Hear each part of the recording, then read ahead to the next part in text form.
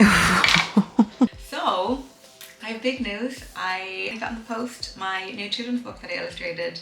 The first children's book I've ever illustrated, which is a lot emotionally, but I'm really excited to share it with you guys, and I'll share a little bit about the process and reasons I made my design choices.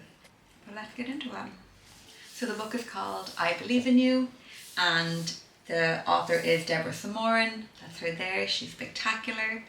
And it was illustrated by me. It's also so much bigger than I thought it would be. So obviously it had the dimensions, but it feels big. And the text is really big as well, which is fun. And I really like the typefaces they went with. So I did all of the illustrators, so I was given a script and I made illustrations based on that.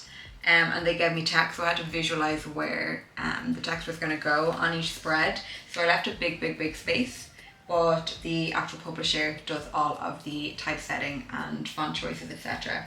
So I'll have to ask what this is. I feel like it's Gill, but maybe I'm saying that because the publisher is Gill Books, but I feel like it's Gill.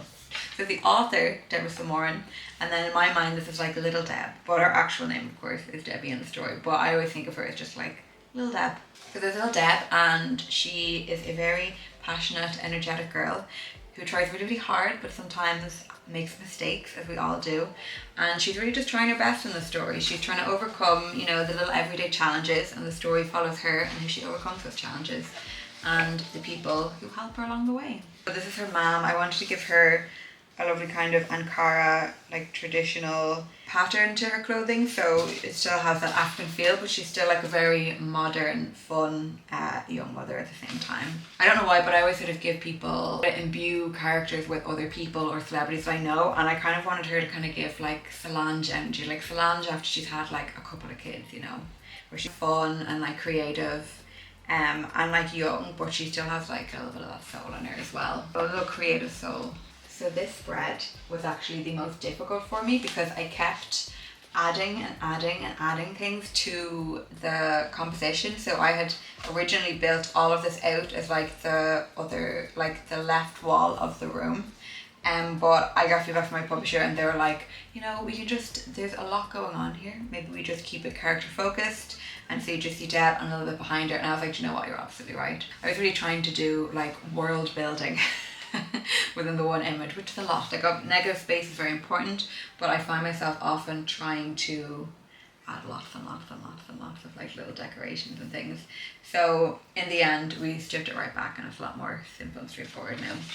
This is her cast of friends, Aoife, James and Freya. So she is trying to open her bottle of water and struggling, but her friends are all giving it a shot, and I had a lot of fun doing each of their gestures.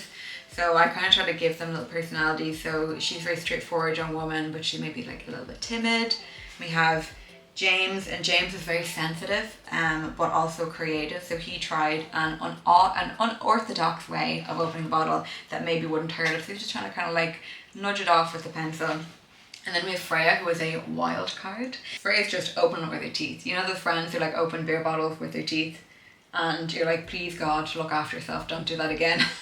But they do, and that's Freya. She's a great gal. This is the teacher, Miss Murphy. I'm a big fan of her style. I don't know why when I was drawing her, I was like, I'm gonna give her like, you know, Miss Honey from Matilda vibes. So I was like, let's make Miss Murphy a little bit like Miss Honey. Give her a nice pantsuit, a few polo necks, and then we have her dad. So her dad has brought her to the library to help her with her homework, and she's having a little bit of trouble. She's great at her sums, but not so much at her spellings, but her dad teaches her a little trick. She managed to solve them in the end. And then we have her sister. So that's her sister Holly. So Debbie and Holly do ballet together, and Holly is struggling a little bit. You can see her struggling from 1, 2, 3, all the different ways that you can't seem to get her little pirouette correct. But Debbie already knows how to do it. She's very talented at ballet. So she teaches her a little trick, and in the end she manages to do it. And I love the sort of narrative story in this. You know, Debbie is having her own struggles through her day, and her friends and her family are helping her out, and then she sort of passes that on then to her sister to give her a little tip and help her out with her day. So I just love how it comes full circle in the end, and how everything she's learned she then passes on to the people she loves as well.